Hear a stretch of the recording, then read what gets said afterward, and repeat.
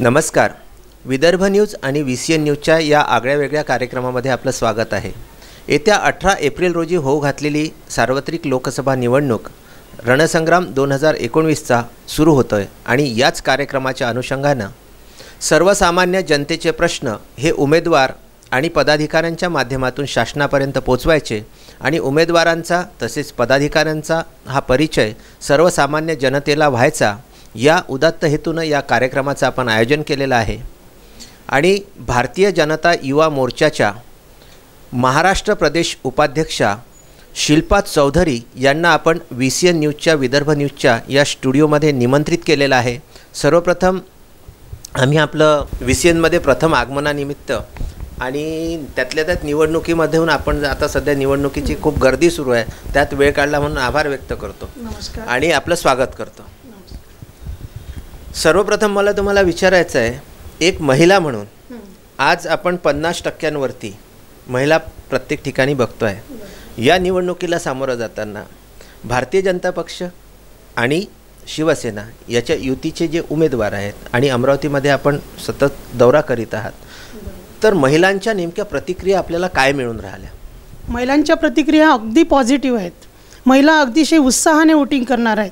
म्हणजे आज त्यांना महिलांमध्ये आज इतकी जागृती आलेली आहे की महिला ह्या सक्षम झालेल्या आहे. महिला या शिक्षणाने आज त्यांच्या घरात ज्या मुली आहेत त्यांनी जो जागृती म्हणजे जो एक जनतेमध्ये जे अवेअरनेस आणलं आहे, म्हणजे त्या म्हणजे मुलींनी आज प्रश्न म्हणजे हाच आम्ही जेव्हा जनतेमध्ये उतरतो त्यावेळेस ग्रामीण भागातल्या मुलीसुद्धा म्हणतात की 32 करोड 60,30,000 लोकसंख्येमधून जर आपल्याला 552 प्रतिनिधी आपण या देशामधून निवडून देतो, जर ते आपल्या त्याचे प्रतिनिधित्व करीत आपल्या मतदारसंघाचं, तर तिथे कुठला व्यक्ती गेला पाहिजे.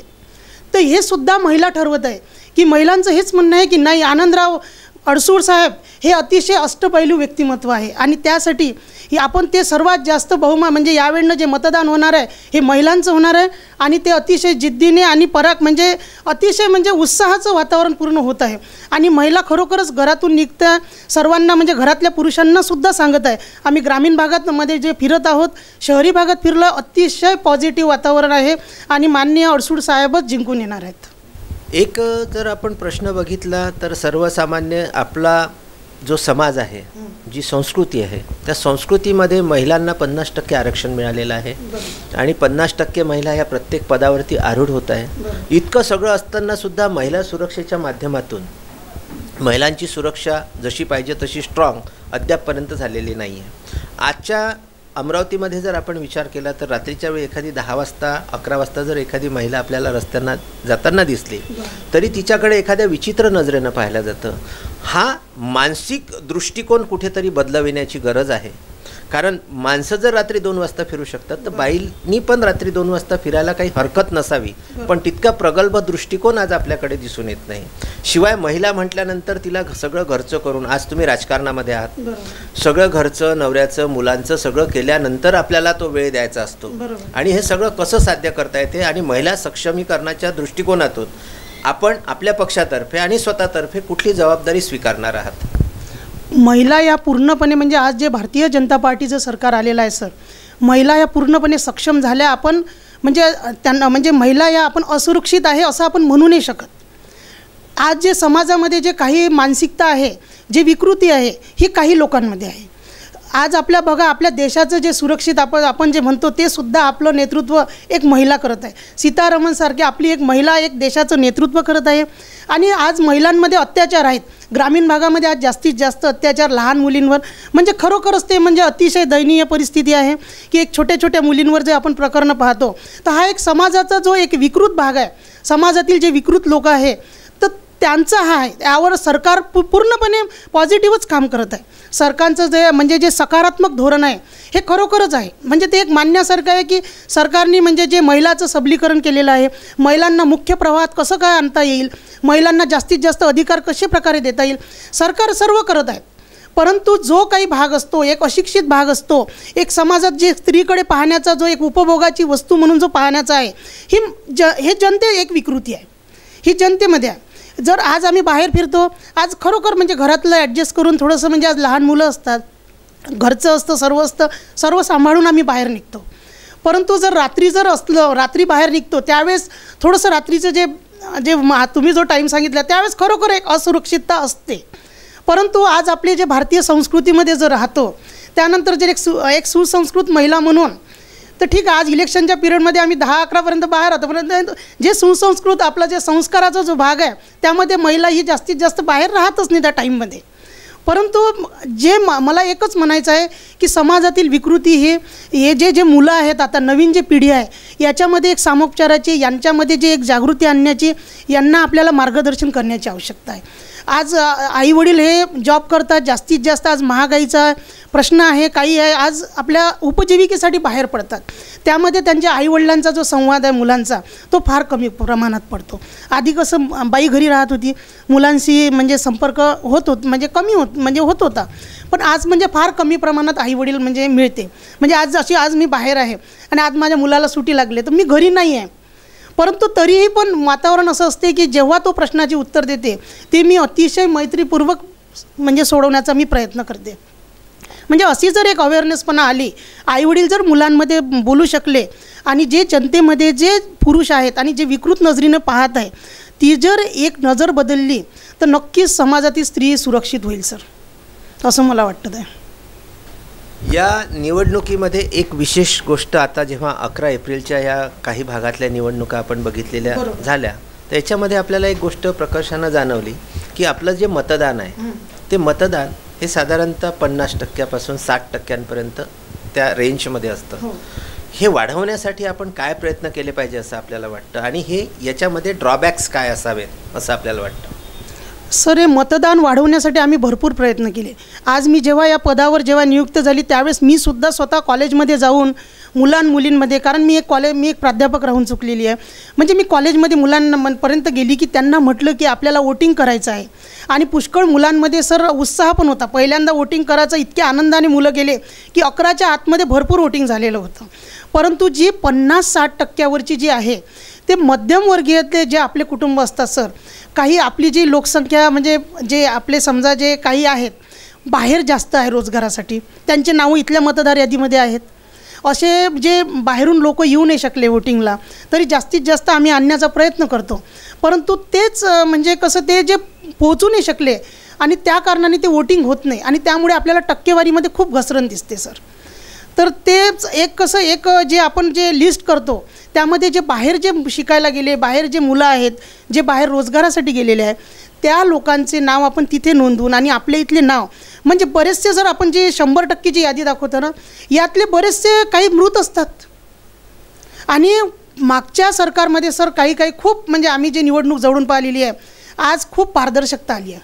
आज मोदी सरकारने जी म्हणजे प्रत्येक कामामध्ये पारदर्शकता आहे की तुम्ही विचार करणार नाही. आज कुठलंही काम, आज लोकांना त्रास होत आहे, लोक म्हणतात की नाही आम्हाला त्रास होतो, हे होतो.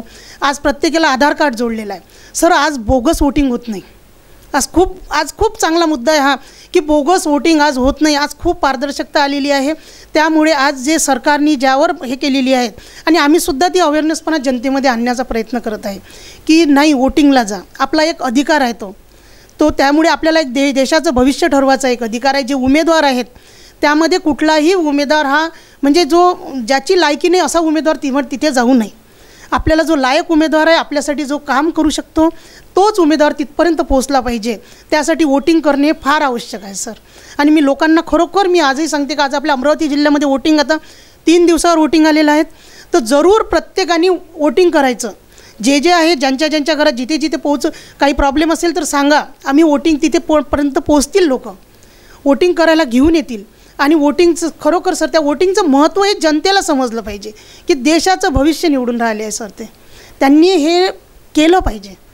आम्ही खूप म्हणजे त्यामध्ये अवेअरनेस आणण्याचा आणि मोदी सरकारने पण खूप प्रयत्न केला की वोटिंग करा असा सर प्रयत्न म्हणजे सुरूच आहे आणि लोक त्याला पॉझिटिव्ह रिस्पॉन्स देत आहे. तर आता म्हणजे आता कितपर्यंत आता सक्सेस होतो तर आता आपल्याला बघायला मिळेल. आता 18 तारखेला आपल्या इथे आहेच, तर त्याचा काय रिस्पॉन्स येतो आपण बघू शकतो सर. आता आपण जर बघितलं तर विदर्भाचं नंदनवन म्हणून चिखलदरा, मेळघाट हे विदर्भाचं नंदनवन आहे. तुलनात्मकदृष्ट्या त्या ठिकाणी असणारा जो वर्ग आहे, कोरकू, आदिवासी, हा गरीब रोजमजुरी करणारा वर्ग आहे. त्यांच्यासाठी आपण काय कराल आणि त्यांच्यासाठी आपल्या सरकारनं आतापर्यंत काय केलेलं आहे? सर, हा जो दुर्लक्षित आणि वंचित जो भाग आहे यावर सरकारने नेहमी वारंवार प्रयत्न केले आहे सर. आज आपले उमेदवार जे आहे अडसूड साहेब, माननीय अडसूड साहेब यांनी 835 कोटीचा निधी ह्या चिखलदरा पर्यटन विकासासाठी आणलेला आहे. आणि कुठलीही सर योजना आज जो लोकसंख्येचा जो आपला इथे आहे त्यावर आणि जी 2014 आणि 2019 या निवडणुकीमध्ये खूप मोठा फरक आहे सर, खूप मोठा फरक आहे. आज तुम्ही जो मला प्रश्न विचारत आहे म्हणजे आज जेव्हा 2019मध्ये जेव्हा मोदी सरकारच्या हातामध्ये सरकार आलं होतं त्यावेळेस अतिशय खोकलं सरकार आज त्यांच्या हातात आलेलं होतं 2014मध्ये सर. त्यावर जेव्हा उपाययोजना म्हणजे ज्यावर उपाययोजना म्हणजे ज्या करायच्या होत्या सरकारला, ज्या करायच्या होत्या म्हणजे सरकारने 2014मध्ये जो एक अभ्यास केला, जो जनतेमध्ये उतरून अभ्यास केला सर, म्हणजे मी तुमच्या प्रश्नाच्या उत्तरावर येत आहे. म्हणजे त्यासाठी जर हा वंचित भाग आहे, या वंचित भागाला मोदी सरकारने नेहमी प्रवाहात कसं आणता येईल, या लोकांना आपल्याला कसं त्यांना रोजगार देता येईल याचा प्रयत्न केला सर. कुठलीही यासाठी इतक्या चांगल्या योजना आज मोदी सरकारने आणलेल्या आहेत. त्या योजनेसाठी आज इतक्या मोठ्या लोकसंख्येच्या देशामध्ये त्या योजना त्यांनी पूर्णपणे तिथला अभ्यास केलेला. त्या योजना त्याच्यावर अभ्यास करून त्यातले तज्ज्ञ नेमलेले आहेत. त्याच्यावर त्या योजना पूर्णपणे राबविण्यासाठी सर थोडा वेळ जातो. 6 महिन्याचा म्हणजे असे 1.5-2 वर्ष निघून जातात. आज आपल्या माननीय अडसूड साहेबांनी जो 835 कोटीचा जो निधी आणलेला आहे तर यावर काम झाल्यावर हा जेव्हा प्रकल्प उभा होईल, जेव्हा हे पर्यटन विकास तिथला जेव्हा विकास होईल तो रोजगार नक्कीच सर या लोकांना म्हणजे बाहेर स्थलांतरित व्हायचं कामच पडणार नाही असं मला वाटते की त्यांना इथेच रोजगार मिळेल. आणि ते खरोखर म्हणजे त्यांना जे एक सॅटिस्फॅक्शन मिळालं पाहिजे. जे जनता खरोखर आज त्या दुर्गम भागात जातो आपण जी परिस्थिती पाहतो ती अतिशय वाईट आहे. त्या अतिशय वाईट म्हणजे आपण पाहतो की नाही आपले लोक बाहेर जातात, थोड्या रोजगारासाठी आपण बाहेर पडतो, परंतु आता असं होणार नाही. जो निधी आणलेला आहे त्याच्यामध्ये एक पर्यटन विकास होईल. माननीय पालकमंत्री साहेबांनी यावर खूप भर दिलेला आहे. पालकमंत्री साहेबांचं इतकं योगदान म्हणजे मानावं लागेल की त्यांनी अमरावती जिल्ह्यावर पूर्णपणे फोकस केलेला आहे की आपला जिल्हा हा कसा जास्तीत जास्त प्रकारात म्हणजे विकसित करता येईल आणि आपण कसा आपला जिल्हा 1 नंबरवर नेता येईल. हा माननीय पालकमंत्र्याचं एक म्हणजे खूप मोठं योगदान आहे. आणि त्याच प्रमाणात खासदारांनी आनंदराव अडसूडांनी तेवढेच प्रयत्न केलेले आहेत सर. आणि अडसूड साहेबांनी जो प्रयत्न केलेला आहे तो त्यावर त्यांनी जे काम केलेले आहे ते खरोखरच म्हणजे त्यावर आज 2014च्या याच्यावर हे इलेक्शन असं आहे की त्यावर शिक्कामोर्तब करणारं हे 2019चं इलेक्शन आहे त्या विकास कामावर. आणि नक्कीच हे नवीन जे प्रकल्प होईल आदिवासी प्रकल्पासाठी त्यांनी पैसा आणलेला आहे. त्यात म्हणजे जे तिथे जे आपल्या मेळघाटामध्ये जे प्रकल्पावर काम होईल आणि तिथल्या लोकांना रोजगार आता तुम्हाला तो दिसणारच आहे सर. म्हणजे जो प्रकल्प केला कारण मोदी सरकार जे बोलते ते करते आणि त्यांनी करून दाखवलेलं आहे. एक सामान्य जनतेपर्यंत पोहोचण्याचं काम हे मोदी सरकारने केलेलं आहे. एक सामान्य महिलेपर्यंत पोहोचण्याचं काम हे मोदी सरकारने केलेलं आहे. घराघरात हे सरकार गेलेलं आहे. घराघरात ते कार्यकर्ते आम्ही पोहोचलेलो आहोत. तिथल्या व्यथा आम्ही समजून घेतलेल्या आहेत. तर त्यामुळेच मी हे तुम्हाला सांगू इच्छिते की हे प्रकल्प जसे उभे होतील आता त्यावर काम होईल आणि तिथल्या लोकांना नक्की रोजगार मिळेल सर. इतके मी नक्की माझ्या सरकारच्या वतीने मी आश्वासन देऊ शकते तुम्हाला की तिथे नक्की रोजगार प्राप्त होईल. मेळघाटाबद्दल आपण बोलत आहोत. मेळघाटामध्ये आपण ज्यावेळी पक्षाच्या माध्यमातून किंवा एक समाजकार्य म्हणून करत आहात तर ज्यावेळेस आपण दौरा करता तर त्यावेळेस अशा कुठल्या गोष्टी आहे की ज्या आपल्या मागच्या सरकारने केल्या नव्हत्या आणि या सरकारने केल्या आणि त्यांच्यामध्ये एक महिला म्हणून ज्यावेळेस तुम्ही त्यांच्या घरात जाता त्यावेळेस तुम्हाला काय जाणवतं? आम्ही जेव्हा 2014च्या ज्या निवडणुकीमध्ये जेव्हा आम्ही म्हणजे लोकांसमोर गेलो होतो मतं मागासाठी, जेव्हा त्यांच्या घराघरापर्यंत पोहोचलो होतो सर, आणि आज 2019मध्ये जेव्हा आम्ही याच मतं मागायसाठी जेव्हा आम्ही त्यांच्या घरापर्यंत पोहोचत आहे खूप मोठी तफावत आलेली आहे, खूप मोठी. म्हणजे तिथे आम्ही जेव्हा जातो त्यावेळेस तिथली जी स्त्री असते ती स्त्री जंगलामध्ये जाऊन एक पाचोळा जमा करून जेव्हा ती आपली चूल पेटवत असते म्हणजे दिवसभर ती पाचोळा जमा करत होती. म्हणजे काही स्त्रिया आम्ही अशा गर्भवती स्त्रिया पाहिल्या की त्या पाचोळा जमा करत होत्या. त्या तिथे जाऊन म्हणजे त्यांचे छोटे मुलं काही हाती राहत होते. म्हणजे ते चित्र पाहायला खूप म्हणजे वाईट वाटत होतं. आणि ते तेव्हा त्यांच्यामध्ये जेव्हा पोचलो आम्ही आणि जेव्हा ते पाहिलं डोळ्यांनी की म्हणजे त्या महिला पाचोळा जमा करत होते, दिवसभर त्यांचं राहणे, त्यांच्या घरात कुठलंही स्वयंपाक नाही, म्हणजे काहीच नाही म्हणजे बनवण्याचं. त्यावेळेस जेव्हा म्हणजे ते चित्र पाहिलं की ती महिला किती म्हणजे काय म्हणजे ते वर्णन करू नाही शकत सर शब्दामध्ये. मग इतकी दयनीय परिस्थिती होती. परंतु जेव्हा जेव्हा 2019मध्ये आम्ही गेलो, त्याच महिलांमध्ये आम्ही गेलो, तेव्हा इतकं वातावरण बदललेलं होतं की प्रत्येक महिलेच्या घरामध्ये गॅस पोचला होता. प्रत्येक महिला ही आनंदित होती. तिला बाहेर जाण्याचे, कचरा उचलायची, तिला ते पालापाचोळा जमा करण्याची कुठलीही गरज त्यांना नव्हती. म्हणजे काय म्हणू, म्हणजे आज आपल्या सरकारने इतका मोठा, हे फक्त आणि फक्त आमच्या मोदी सरकारने आणि माझ्या पंतप्रधानांनी, आमच्या म्हणजे भावानी, आमच्या बहिणींसाठी इतकी मोठी जी योजना आणलेली आहे, जी प्रत्येक घराघरात एक महिला म्हणून मी समजू शकते की ती जे महिला स्वयंपाक करते, जी महिला चुलीवर जिने स्वयंपाक केला, ती जी भावना समजू शकते की मोदी सरकारने काय केलेलं आहे. की त्या महिलेच्या डोळ्यातून अश्रू, फुफ्फुसाचे आजार, खोकलत होत्या म्हाताऱ्या स्त्रिया. म्हणजे त्या खोकत त्यांचा जो स्वयंपाक व्हायचा, म्हणजे बेकार दयनीय परिस्थिती होती. इतकं वर्ष काँग्रेसने सत्ता तिथे भोगलेली आहे, या भारत देशावर आपल्या राज्य केलेलं आहे. तर यांनी काय केलेलं आहे, इतक्या वर्ष काय केलेलं आहे, म्हणजे पूर्ण डोळ्यावर पट्ट्या बांधून फक्त यांनी एक जातीवर म्हणजे एक राजकारण खेळलेले आहेत. म्हणजे कुठल्या एक समाज, आपला जो समाजाचा घटक आहे तो कुठे चालला, महिला कुठे चालली, याचा काहीही अभ्यास केलेला नव्हता. परंतु माझ्या मोदी सरकारने, माझ्या पंतप्रधानांनी या भावना जाणून घेतलेल्या आहे. कारण माझा मोदी, आमचे मोदी, पंतप्रधान मोदी हे जाणू शकते की ते एक इतके गरीब घराण्यातून आलेले आहे की त्यांच्या आईने स्वतः चुलीवर स्वयंपाक केलेले आहे, स्वतः चुलीवर स्वयंपाक केलेला आहे. ते ज्या महिलेच्या भावना समजू शकतात, एक महिला म्हणून मी समजू शकते की स्वयंपाक करताना काय त्रास होतो. तो त्रास आज माझ्या महिलेचा दूर झालेला आहे. आज निश्चितपणे म्हणजे मी इतकीपणे आश्वस्त झाली त्या महिलांना बघून की माझ्या महिला खरोखर आनंदी आहे, खुश आहे. त्यांनी खूप, आणि मी त्यांना जेव्हा विचारलं की तुम्ही हे गॅस वगैरे तुम्ही कसं काय घेतला, ते म्हणत, म्हणजे त्यांनी स्वतः म्हटलं की मोदीने दिया, स्वतः म्हणजे आनंदाने सांगतात त्या मोदीने दिया. इतके म्हणजे आज ज्या घरात मेळघाटामध्ये जिथे लाईन पोहोचली नाही, तिथे आज प्रत्येकाच्या घरामध्ये सिलेंडर आणि गॅस पोहोचलेला आहे. ही आज खरोखरच आज आपल्या देशाचा विकासच म्हणावा लागेल की एक स्त्रीच्या एक घरापर्यंत, चुलीपर्यंत हे सरकार पोहोचलेलं आहे. म्हणजे आज किती मोठा विकास झालेला आहे सर. या मग विकास नाही म्हणावं, याला काय म्हणू शकतो आपण. भ्रष्टाचार जो करतो, ज्यांनी घरं नुसते वंश परंपरागत चालले, याला आपण विकास म्हणू. की आज जो आपला विरोधातला जो उमेदवार उभा आहे, जे नौटंकी सुरू आहे आपल्या मतदारसंघामध्ये, गोविंदा आणणे, सुनील शेट्टी आणणे, या विकास म्हणू शकतो आपण याला बिलकुल नाही. आज जे आमच्या सरकारने जे केलेलं आहे ते कोणीच नाकारू शकत नाही. आणि आनंदराव अडसूळांनी पाठपुरावा केलेला आहे आणि पूर्णपणे मेळघाटाची दयनीय जी परिस्थिती आहे ही आमच्या सरकारसमोर मांडलेली आहे. म्हणून या जनतेला मी सर्वांना आवाहन करते की आज आपल्या शेवटच्या घटकापर्यंत काम हे मोदी सरकारने केलेलं आहे. त्यामुळे आपल्याला मोदी सरकारचे हात बळकट करण्यासाठी आपल्याला आनंदराव अडसूळांना आपल्याला विजयी करायचे आहे. कारण अतिशय सक्षम आणि अष्टपैलू नेतृत्व आपल्या मतदारसंघामध्ये दिलेलं आहे. अतिशय कुठलाही गाजावाजा नाही, कुठलीही प्रसिद्धी नाही, इतके काम अतिशय शांततेने आनंदराव अडसूळांनी केलेले आहे की अतिशय हा माणूस कुठल्याही मार्केटिंगच्या मागे जात नाही. म्हणजे अतिशय संयमी.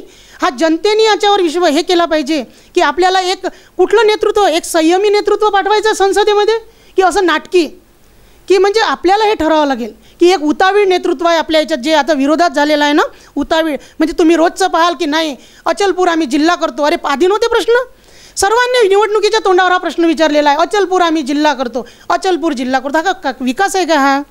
अचलपूर जिल्हा करतो तुम्ही, दारूबंदी करतो. त्यांनी कालच मुद्दा मांडला की आम्ही धनगरांना आरक्षण देतो. हा अपक्ष आमदार धनगरांना आरक्षण देतो. मोदी सरकारने आणि महाराष्ट्र सरकारने हा जो मुद्दा आहे हा आधीच याच्यावर एक हे दिलेला आहे की ज्या ज्या आपल्या आदिवासी बांधवांना ज्या ज्या उपाययोजना, ज्या ज्या योजना आहे त्या सर्व आपल्या ज्या योजना आहे त्या सर्व धनगर समाजाला लागू होणार आहे. आणि इतका मोठा बदल सर की जे आपल्या सोलापूरला जे विद्यापीठ आहे त्याला म्हणजे आपली जे अहिल्याबाई होळकरांचं नाव देणार आहेत. एक पुण्यश्लोक अहिल्याबाई होळकरांचं नाव देणे म्हणजे आज किती मोठी अभिमानाची गोष्ट आहे. आणि आज ही बाई सांगते की धनगराला आम्ही आरक्षण देतो. अरे सर्व सरकार करतच आहे, आम्ही केंद्र त्याच्यावर सर्व तरतुदी करत आहे आणि नक्की मिळेल. सर्व सरकार त्यावर सकारात्मक आहे. तुम्ही ते आमचे जे मुद्दे आहेत ते घेण्याचा काहीच प्रश्न नाही आहे, त्याच्यावर त्याला विकास म्हणताच नाही आहेत आणि काहीच नाही. आज जे अष्टपैलू आहे आणि एक सर चर्चा करून ठेवलेली आहे. आज जेव्हा मेळघाटात फिरतो त्यावेळेस आपल्याला समजते की आनंदराव अडसूळांनी किती पाठपुरावा घेतलेला आहे, किती आज जनतेपर्यंत आज आपलं नेतृत्व करून राहिले होते. आज आपला 6 मतदारसंघाचा आज एक आपला मतदारसंघ आहे, आपला 6 विधानसभेचे क्षेत्र जे आहे त्याचा आपला एक लोकसभा क्षेत्र आहे आणि किती पाठपुरावा त्यांनी केलेला आहे. म्हणजे जेव्हा चुलीपर्यंत जोपर्यंत सरकार पोहोचते हे कोणी केलेलं आहे, हे आनंदराव अडसूळांनी तिथपर्यंत पोहोचवलेलं आहे. तेव्हा आणि मोदी सरकारच्या ज्या योजना आलेल्या आहेत त्या आनंदराव अडसूळांनी शेवटपर्यंत लोकांपर्यंत पोहोचवलेल्या आहे. हे किती अभिमानाची गोष्ट आहे सर. आणि एकच चर्चा म्हणजे एकच हे करत आहे की नाही हे नाही दिसले, एक म्हणजे हा एक अपप्रचार आहे सर. म्हणजे त्यांच्याजवळ मुद्दा बोलायला नाही आहे. जर विकासाचा मुद्दा तुम्ही घ्या ना, त्यांनी जर विरोधकांनी जर बडनेरा विकासाचा जर मुद्दा घेतला तर त्यांना हे इतर मुद्दे घ्यायचं कारणच नाही आहे. बडनेरा मतदारसंघाचा कितपत विकास झालेला आहे, किती भकास मतदारसंघ करून ठेवलेला आहे हा आपण जवळून पाहायचा आहे. मी स्वतः बडनेरा विधानसभा मतदारसंघात राहते. आज मी प्रचारासाठी जेव्हा म्हणजे जे आपले आमदार आहेत त्यांचा विकास आणि एक बडनेराचा आमदाराचा विकास किती जमीन आसमानचा फरक आहे हे पाहिल की नाही पाहिल जनता. जनतेला सर्व अभ्यास आहे, जनतेला हे नाटकी स्वरूप सर्व दिसतं आणि जनता याचा कौल नक्की देणार आहे. याची जी सकारात्मकता आम्ही जे पाहतो आणि जर हे सुद्धा यांनी सुद्धा सर इतके जर म्हणजे विकासाच्या ज्या गोष्टी करतात, यांनी बडनेरा मतदारसंघाचा विकास केला असता, तिथे जर रोजगार दिला असता सर किती म्हणजे आज म्हणजे बाहेर फिरतो त्यावेळेस आम्हाला जनता विचारते, मुंबईला गेलो तर जनता विचारते का हो बडनेरा मतदारसंघ इतका लाचार आहे की किराण्यावर मतदान करते. मी म्हटलं नाही, असं नाही आहे. या आमदारांनी गरिबाची थट्टा लावलेली आहे. ही थट्टा आहे सर, शुद्ध थट्टा आहे. त्यांचे जर हात बळकट केले तर त्यांना तुमच्या त्या 200-300 रुपयाच्या याची किराण्याची आवश्यकता नाही आहे. तुम्ही त्याच्यासाठी त्यांचे हात बळकट करा. म्हणजे किती मोठे चित्र सर. आज जो विरोधक आपला उमेदवार आहे दिवाळीमध्ये किराण्याच्या बॅगा घेऊन त्या बाईने फोटो टाकले, व्हिडिओ व्हायरल केले. हा अभिमान आहे? हा विकास आहे? मी जनतेला हेच म्हणतो की हा विकास आहे का? हा विकास पाहिजे का तुम्हाला? आज किती मोठा, आज कुठे चालला देश आपला आणि आपण कुठं चाललो याचा विचार नक्की जनता करते. जनता खूप म्हणजे जागृत झालेली आहे. आणि जे यांनी नाटकं चालवलेलं आहे सर याच्यावर नक्की जनता 18 तारखेला कौल देणार आहे. आणि आनंदराव अडसूळ हे फार मताधिक्याने अगदी प्रचंड बहुमताने निवडून येणार आहेत. जसं आपण सांगितलं की ज्यावेळेस या लोकसभेच्या माध्यमातून आपण 2014 साली मेळघाटामध्ये गेला होतात आणि तिथली परिस्थिती आणि आज जेव्हा 2019मध्ये आपण गेलात तर ती बदललेली परिस्थिती ही मोदी सरकारमुळे बदललेली आहे. आणि त्या घराघरांमध्ये जिथे चुलीवरची म्हणजे जंगलातली लाकडं वेचून त्याच्यावरती स्वयंपाक करायची ती धुरांड्यामध्ये बसणारी बाई आज सिलेंडरवरती गॅसवरती स्वयंपाक करते आहे. हे खरोखर चित्र बदललेलं आहे असं आपण सांगतात. बिलकुल पूर्णपणे 100% बदललेलं आहे सर. कारण डोळ्यांनी चित्र पाहून आलेलो आहे आम्ही की काय चित्र होतं. हां म्हणजे तिला त्या बाईला कुठलं जर तिच्या मुलाला काही करून द्यायचं असलं तर तिला तो पालापाचोळा जमा करा, चूल पेटवा, किती दयनीय परिस्थिती होती. पण किती म्हणजे मोदी सरकारचं एक किती मोठे आभार. त्यांच्या डोळ्यात पाणी येतात त्या महिलांच्या सांगताना की आमचा मोदी पोहोचले आमच्यापर्यंत, मोदीने गॅस दिया, वो टी व्ही पे दिखते उन्होंने गॅस दिया.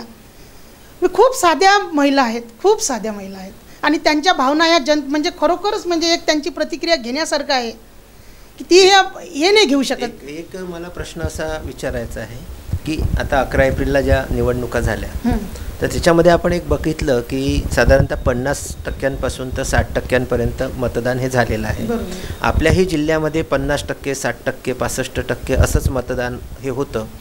विदर्भ न्यूज आणि VCN न्यूजसुद्धा आमची एक चमू या मतदानासाठी अवेअरनेस कार्यक्रमासाठी फिरते आहे. आमच्या असं लक्षात आलेलं आहे की आपल्या अमरावती जिल्ह्यातला बराचसा वर्ग हा स्थलांतरित झालेला आहे. नोकरीच्या निमित्तानं मुलं बाहेरगावी गेलेले आहेत. आणि मेळघाटातला काही वर्ग हा उन्हाळा लागला की रोज मजुरीसाठी बाहेर निघतो आहे. तर ही मतदारांची संख्या पुनश्च ते मतदानासाठी त्या गावात येऊ शकत नाही. आज 2000 रुपये जर समजा किमान भाडं आपण पुण्यावरून, मुंबईवरून, आणखी कुठून चेन्नईवरून जर घेतलं तर ती 2000 रुपये खर्च करून मतदानासाठी येणं कुठल्याही व्यक्तीला शक्य होत नाही. त्यामुळेच हा मतदानाची जी टक्केवारी आहे हे कुठेतरी खाली घसरते. यासाठी शासनानं काय करणं गरजेचं आहे असं आपल्याला वाटतं? सर मी तेच सांगून राहिली आहे की जो पर्यटन विकासासाठी जो आपला 119 कोटीचा जो निधी आलेला आहे, आदिवासी प्रकल्पात जो 835 कोटीचा जो निधी आलेला आहे त्यावर काम झाल्यावर ही जी आजची जी परिस्थिती आहे ही आपण नक्की बदलू शकणार आहे सर. आपला मेळघाटातला कुठलाही व्यक्ती हा बाहेर जाणार नाही याची पूर्णपणे तरतूद हे मी सर्वजण म्हणजे त्या सरकारचे म्हणजे प्रतिनिधी म्हणून, एक कार्यकर्ता म्हणून आम्ही सुद्धा त्यावर लक्ष आहे. म्हणजे अडसूळ साहेबांनी सुद्धा त्यावर म्हणजे इतका मोठा जो निधी आणलेला आहे त्यांचं तेच म्हणणं आहे. त्यांची जी खंत आहे त्यांच्याजवळ जर तुम्ही बसले सर तर त्यांचा जो अभ्यास आहे तो खरोखर मानावा लागेल. त्यांचं म्हणणं हेच आहे की नाही, माझ्या मतदारसंघातला माणूस हा कुठलाही व्यक्ती हा रोजगारासाठी बाहेर नको पडायला.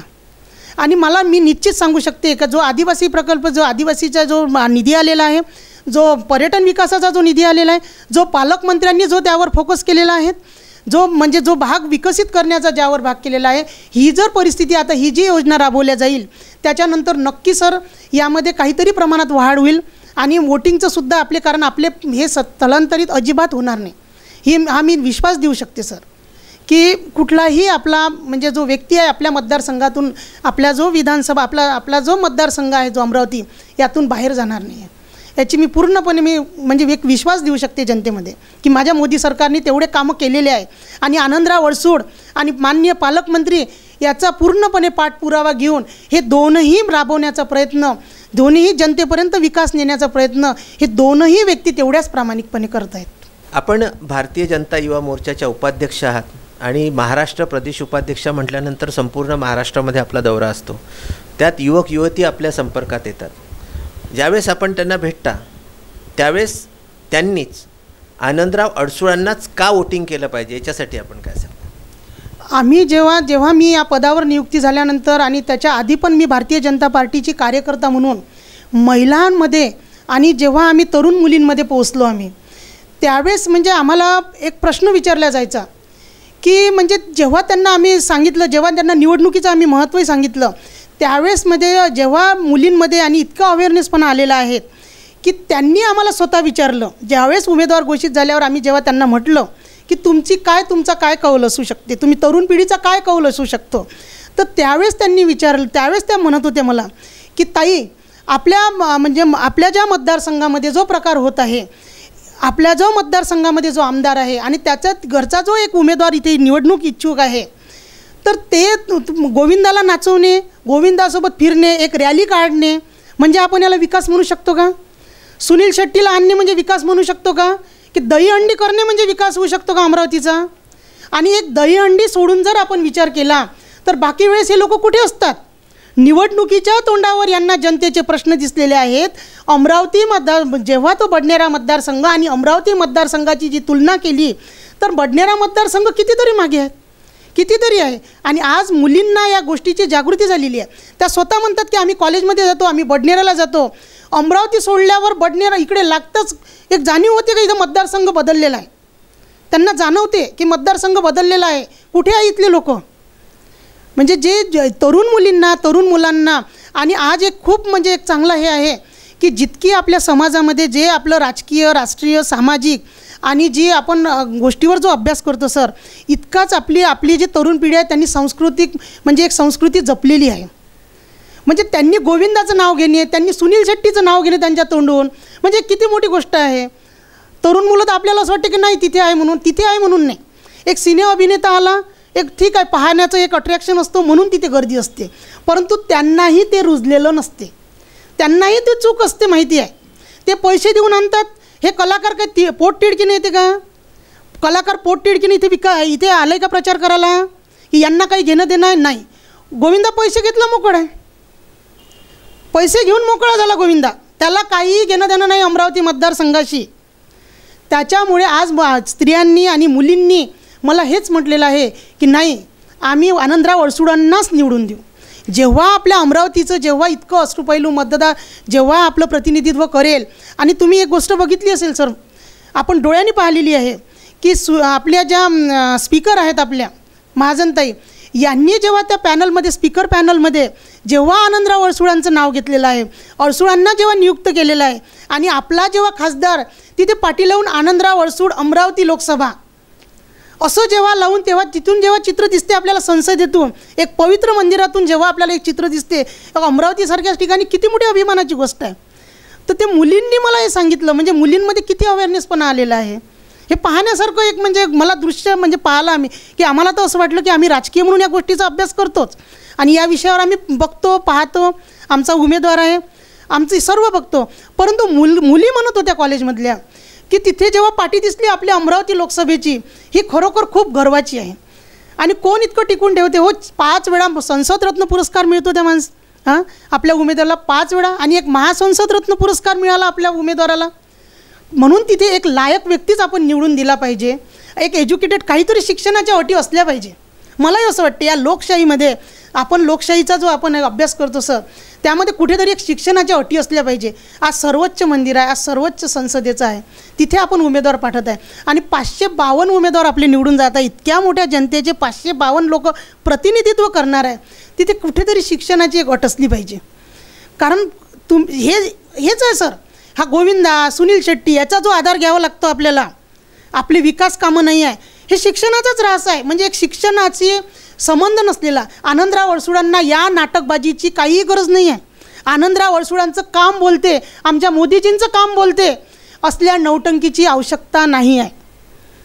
पण या म्हणजे जनतेला सर्व माहिती आहे सर, जनता यावर पूर्णपणे अभ्यास करू नये. ग्रामीण भागामध्ये गेलो तेव्हाही तेच म्हणाले.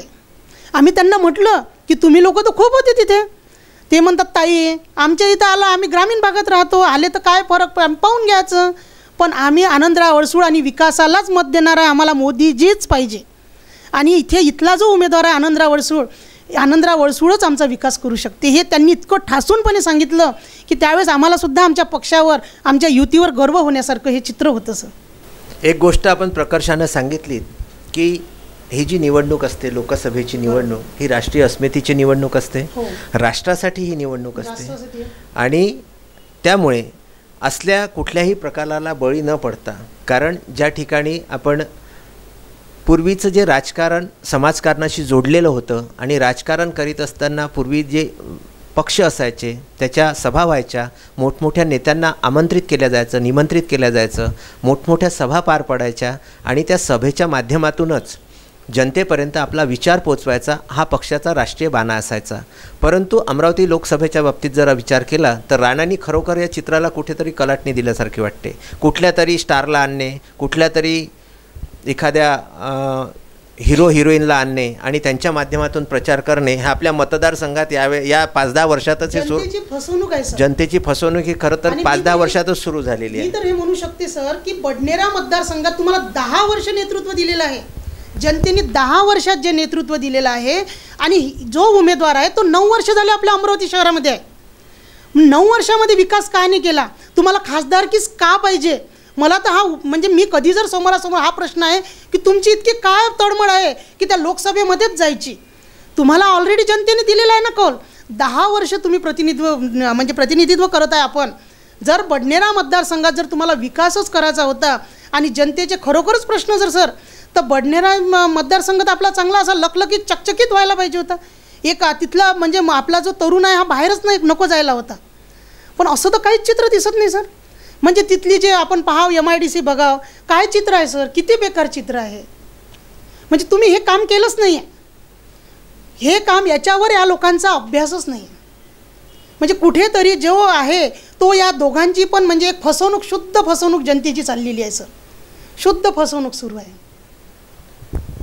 या बाबतीत आपण म्हणजे बरेच ताशेरे ओढलेत आणि आपला जो भाजपाचा वर्ग आहे किंवा शिवसेनेचे जे प्रतिनिधी आहेत त्यांचे प्लस पॉईंटसुद्धा आपण सांगितलेत. ही गोष्ट खरी आहे की अमरावतीच्या राजकारणामध्ये जे मोठे पक्ष होते त्यांच्यामध्ये सभा संमेलनं इत्यादीच्या माध्यमातूनच पूर्वी प्रचार आणि प्रसार केला जायचा. परंतु राणांनी याला थोडीशी कलाटणी दिली आणि हे हिरो हिरोईनचं वास्तव्य, ते दहंड्या आणि एक वेगळं चित्र निर्माण करायचा प्रयत्न त्यांनी या मतदार क्षेत्रामध्ये केलेला आहे. येत्या 18 एप्रिल रोजी म्हणजे साधारणतः 3 दिवसांवरती या निवडणुका आलेल्या आहेत आणि अशा वेळेस आपण सामोरं चाललेलो आहोत. येत्या 18 एप्रिल रोजी आपले जे उमेदवार आहेत भाजपा शिवसेना युतीचे आनंदराव अडसूळ यांचं भाग्य EVM मशीनमध्ये बंद होणार आहे आणि जनसामान्यांनी विचारलेले प्रश्न, जनसामान्यांचे असलेले प्रश्न आपण भाजपाच्या पदाधिकारी म्हणून आम्ही आपल्यापर्यंत पोचवले. आपण त्यांना उत्तरेसुद्धा दिली आणि निवडणुकीच्या या घाईगर्दीमध्ये आपण VCN न्यूजसाठी, विदर्भ न्यूजसाठी जो वेळ काढला त्यासाठी आम्ही आपले आभारी आहोत. सोबतच GTPL सेटअप बॉक्स नंबर 72 आणि UCN सेटअप बॉक्स नंबर 81 वरती दररोज बातम्यानंतर आपण बघू शकत आहात निवडणूक रणसंग्राम 2019 आणि येत्या गुढीपाडव्यापासूनच आपण जे लाईव्ह सुरू केलेलं आहे, लाईव्ह ॲप सुरू केलेलं आहे विदर्भ न्यूज आणि VCN न्यूज. आपण TV वरती GTPL सेटअप बॉक्स नंबर 72 आणि UCN सेटअप बॉक्स नंबर 81 वरती तर बघणारच आहात, परंतु आपल्या हातामध्ये असणारा मोबाईलमध्ये सुद्धा आपण आम्हाला 24 तास पाहू शकता, कुठेही, केव्हाही आणि कसेही.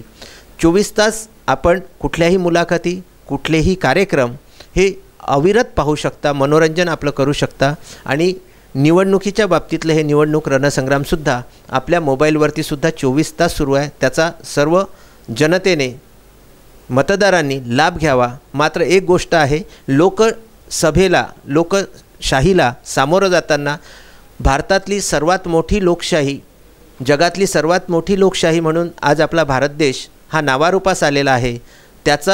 त्याची ही दिवाळी आहे, त्याचा हा उत्सव आहे. तो सर्वांनी मतदान मात्र निश्चित केलं पाहिजे एवढं सांगून आम्ही आपली रजा घेतो. धन्यवाद.